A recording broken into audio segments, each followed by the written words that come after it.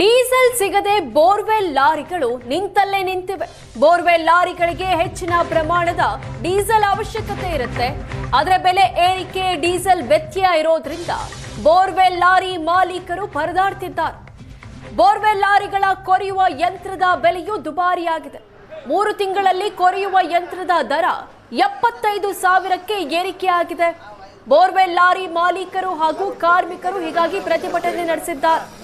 ಪ್ರತಿಭಟನೆ ಮಾಡ್ತಾ ಇರೋ ದೃಶ್ಯಗಳನ್ನ ನೋಡ್ತಾ ಇದ್ದೀರಾ. ಡೀಸೆಲ್ ಸಿಗದೆ ಬೋರ್ವೆಲ್ ಲಾರಿಗಳು ನಿಂತಲ್ಲೇ ನಿಂತಿವೆ. ಒಂದ್ ಕಡೆ, ಮತ್ತೊಂದ್ ಕಡೆ ಪ್ರತಿಭಟನೆ ಮಾಡ್ಲಾಗ್ತಾ ಇದೆ.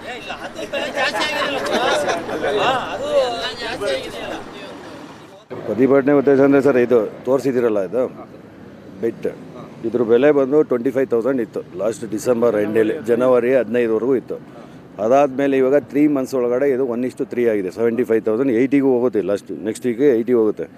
ಇದೇ ಸಮಸ್ಯೆ ಮೈನ್. ಚೀನಾದಿಂದ ಇದು ಇಂಪೋರ್ಟ್ ಆಗಬೇಕಾಯಿತು. ಅದು ಒಂದೇ ಕಡೆಯಿಂದ ಗೌರ್ಮೆಂಟ್ನವರೆಲ್ಲ ಟೇಕ್ ಓವರ್ ತಗೊಂಡು ಇದು ಬರ್ತಾ ಇಲ್ಲ ಈಗ ಇಲ್ಲಿಗೆ. ಅದರಿಂದ ಜಾಸ್ತಿ ಇದಾಗಿ ಪ್ರಾಬ್ಲಮ್ ಆಗಿದೆ. ಬಿಟ್ಟೆಲ್ಲ ಇಲ್ಲಿಂದಾನೆ, ಹೈದ್ರಾಬಾದ್ ಇಲ್ಲಿಂದ ಫ್ಯಾಕ್ಟ್ರಿಯಿಂದನೇ ತಗೊತಾ ಇದ್ದು. ಈಗ ಅವ್ರಿಗೆ ಕಾರ್ಬನ್ ಬರ್ತಾ ಇಲ್ಲ, ಇದು ಮೈನ್ ಕಾರ್ಬನ್. ಅದರಿಂದ ಡಿಮ್ಯಾಂಡ್ ಆಗಿದೆ. ಚೈನಾದಿಂದನೇ ಇಂಪೋರ್ಟ್.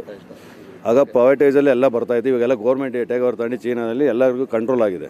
ಅದರಿಂದ ಬರ್ತಾ ಇಲ್ಲ. 1:3 ಆಗಿಬಿಟ್ಟಿದೆ. 80,000ವರೆಗೂ ಇದೆ ಬಿಟ್ಟು. ಒಂದು ಕಡೆ ಇರಾನ್ ಇಸ್ರೇಲ್ ಯುದ್ಧದ ಭೀತಿ ದಿನದಿನಕ್ಕೆ ಹೆಚ್ಚಾಗ್ತಾ ಇದೆ. ಪೆಟ್ರೋಲಿಯಂ ಪ್ರಾಡಕ್ಟ್ಸ್ ಭಾರತಕ್ಕೆ ಬರ್ತಾ ಇಲ್ಲ. ಆದರೆ ಮತ್ತೊಂದು ಕಡೆ ರೈತರು ಕಂಗಾಲಾಗುವಂಥ ಪರಿಸ್ಥಿತಿ ಸೃಷ್ಟಿಯಾಗಿರುವಂಥದ್ದು. ಬೇಸಿಗೆ ಬಂತು ಅಂದ ತಕ್ಷಣ ಒಂದು ಕಡೆ ಬೋರ್ವೆಲ್ಗೆ ಮೊರೆ ಹೋಗ್ತಾರೆ. ಸಾಧಾರಣವಾಗಿ ಬೇಸಿಗೆಯಲ್ಲಿ ನೀರಿನ ಅಭಾವ ಹೆಚ್ಚಾಗ್ತದೆ. ಒಂದು ಕಡೆ ಬೋರ್ವೆಲ್ ಮೊರೆ ಹೋಗೋದ್ರಿಂದ ಅಧಿಕವಾಗಿ ಬೋರ್ವೆಲ್ಗಳಿಗೆ ಬೇಡಿಕೆ ಸೃಷ್ಟಿಯಾಗ್ತದೆ. ಆದರೆ ಒಂದು ಕಡೆ ಬೆಂಗಳೂರಿನಲ್ಲಿ ಬೋರ್ವೆಲ್, ಅದರಲ್ಲೂ ಪ್ರಮುಖವಾಗಿ ಬೋರ್ವೆಲಲ್ಲಿ ಬಿಟ್ ರೇಟ್ ಜಾಸ್ತಿ ಆಗ್ತಾಯಿದೆ ಅಂತ ಬೋರ್ವೆಲ್ ಸಂಘಟನೆಯವರು ಒಂದು ಕಡೆ ಒಕ್ಕೂಟವನ್ನು ಸೇರಿಕೊಂಡು ಪ್ರತಿಭಟನೆ ಮಾಡ್ತಾ ಇದ್ದಾರೆ. ಸರಿಸುಮಾರು 20-25 ಸಾವಿರ ಇರುವಂಥ ಬಿಟ್ಟು ಏಕಾಏಕಿ 3 ತಿಂಗಳಿಗೆ ಒಂದು ಕಡೆ 75,000 ಅಷ್ಟು ಏರಿಕೆ ಆಗಿದೆ. ಸದ್ಯ ಬೆಂಗಳೂರಿನ ಪಶ್ಚಿಮ ರಸ್ತೆಯಲ್ಲಿ ಸರಿಸುಮಾರು 35ಕ್ಕೂ ಅಧಿಕ ಬೋರ್ವೆಲ್ ಲಾರಿಗಳನ್ನು ಹುಡ್ಕೊಂಡು ಇಲ್ಲಿನ ಮಾಲೀಕರು ಜೊತೆಗೆ ಇಲ್ಲಿ ಕೆಲಸ ಮಾಡ್ತಿರುವಂಥ ಕಾರ್ಮಿಕರು ಒಂದು ವಿನೂತನವಾಗಿ ಸ್ಟ್ರೈಕನ್ನು ಮಾಡ್ತಾ ಇದ್ದಾರೆ.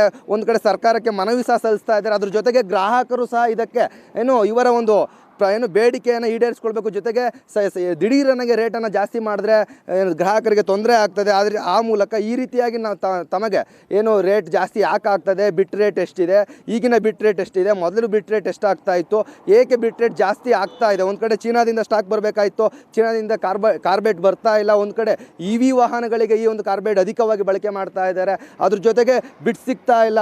ದಿನಕ್ಕೆ ಬಿಟ್ ಅಂದರೆ ಮುಂದಿನ 4ನೇ ತಿಂಗಳ 1ನೇ ತಾರೀಕುವರೆಗೆ 75,000 ಬಿಟ್ ರೇಟ್. ಅದರ ಮುಂದಿನ ದಿನಗಳಲ್ಲಿ ಬಿಟ್ ರೇಟ್ ಜಾಸ್ತಿ ಆಗುವ ಸಾಧ್ಯತೆಗಳು ಸಹ ಇದೆ ಅಂತ ಹೇಳ್ತಾ ಇದ್ದಾರೆ. ಒಂದು ಕಡೆ ಬಿಟ್ ರೇಟ್ ಜಾಸ್ತಿ ಆಗೋದ್ರಿಂದ ಪ್ರತಿ ಅಡಿಗೆ ಸಾಮಾನ್ಯವಾಗಿ 1 ಅಡಿಗೆ